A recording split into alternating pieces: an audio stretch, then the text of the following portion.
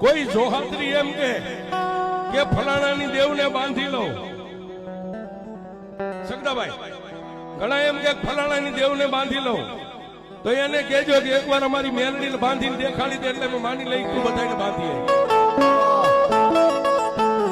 એ ઘણા એમ કે દુનિયાને દિવારવા માટે મારી પાસે 84 નું ખાતું છે, તો એને સાચી ઠોકીને કહેજો 85 નું ખાતું મારી મેલડી છે.